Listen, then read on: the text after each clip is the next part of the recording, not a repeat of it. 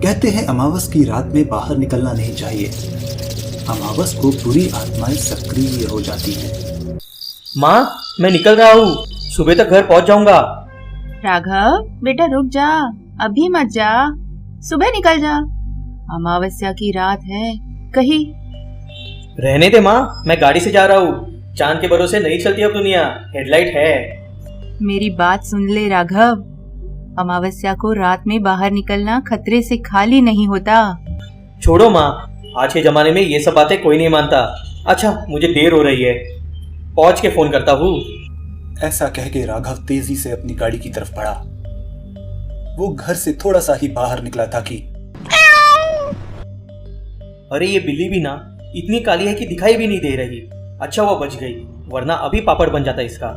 और माँ ने नहीं देखा, वरना उनका शुभ अशुभ फिर शुरू हो जाता।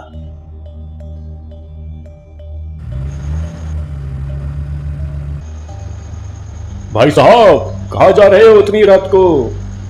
मुंबई जा रहा हूँ। ऐसी कौन सी मजबूरी आ गई? रात बहुत है और अमावस्या है, सेफ नहीं है। बहुत किस्से सुने हैं यहाँ अमावस्या के। सुना है एक चुड़ैल है जो बुढ़िया के बेस में मुसाफिर को मार देती है। बेहतर होगा रात यहीं कहीं किसी लॉज में बिता के सुबह निकल जाना। आप पुलिस होके ऐसे बातों पे विश्वास करते हो? ये भूत प्रेत कुछ नहीं होता। मैं नहीं रुक सकता, मेरा सुबह से पहले मुंबई पहुंचना बहुत जरूरी है। ठीक है, हमने अपना काम कर दिया है, आगे आपकी मर्जी। पर कम से कम मेरी एक बात मान लेना, चाहे जो हो जाए रास्ते में गाड़ी रोकना मत। ठीक है, जरूर। ये पुलिस वाले भी ना हर बात पे कमीशन खाते हैं। मुझे किसी होटल में चिपकाने की कोशिश कर रहा था भूत के नाम पे डरा के। हे जानू, तुम निकल गई ना? हाँ ईशु, बस अभी निकला हूँ। 6 घंटे का रास्ता है, सुबह तक पहुँच जाता हूँ। जल्दी आ जाओ, मैं तुमको मिस कर रही हूँ। और गाड़ी संभल के चलाना। हाँ स्वीटहार्ट। अच्छा मैं रखता हूँ, मेरे फ़ोन में बैटरी कम है, चार्ज में लगाना होगा। हाँ, ये क्या था? कुछ टकराया मेरी गाड़ी से? राघव ने गाड़ी रोकी और अपना सर निकाल के पीछे देखा। हे भगवान, लगता है मेरे हाथों से किसी का एक्सीडेंट हो गया। कोई औरत लगती है, पर वो पुलिस वाले ने बोला था कि गाड़ी मत रोकना। क्या करूँ? पर मैं ये सब क्यों सोच रहा हूँ? भूत वूत कुछ नहीं होता, मेरी गाड़ी से कोई टकराया है और मुझे उसकी मदद करनी चाहिए। फिर थोड़ी घबराहट में राघव उस औरत के पास पहुंचा। उसका सर रोड की तरफ था और काफी खून बह रहा था। उसके बाल सफेद थे और साड़ी भी। हिम्मत करके उसने उसको पलटा और उसका चेहरा दिखा।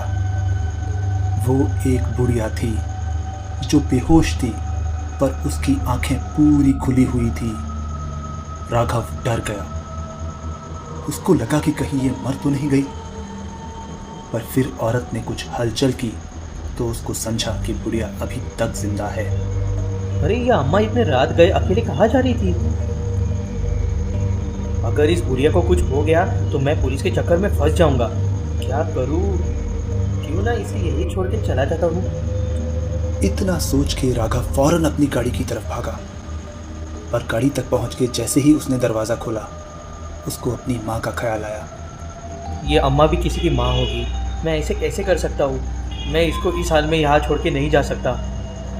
राघव गाड़ी का दरवाज़ा खुला छोड़कर वापस उस बुढ़िया की तरफ गया और उसको दोनों हाथों से उठा के गाड़ी के पीछे की सीट में रख दिया। चिंता ना कर अम्मा, मैं अभी तुझे किसी हॉस्पिटल पहुँचाता हूँ, कुछ नहीं होगा तुझे। फिर राघव आगे बैठ गया और तेजी से गाड़ी बढ़ाई। थोड़ा आगे ही पहुंचा था कि उसने अपने मिरर में देखा। उसने देखा कि बुढ़िया सीट पे बैठी हुई थी। ये देख के राघव के होश उड़ गए। राघव का शरीर सुन्न हो गया। वो हिलना चाहता था पर हिल नहीं पा रहा था। वो बुढ़िया की आंखें चमक रही थी और फिर वो बोली, मुसाफिर, बहुत साल पहले मेरी मौत इसी हाईवे पे हुई थी। मेरा परिवार था, सब छिन गया। पर मैं तब से अपना बदला हर उस मुसाफिर से ले रही हूँ जिसे औरों की जान की परवाह नहीं है। पर तुमने मेरी जान बचाई। तुम अच्छे इंसान हो, मैं तुम्हें कोई नुकसान नहीं पहुंचाऊंगी। चलती हूँ।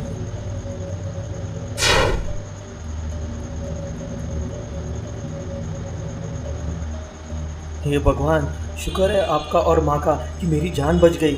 अगर मैंने उसे वहां छोड़ के चला गया होता तो वो मुझे मार देती।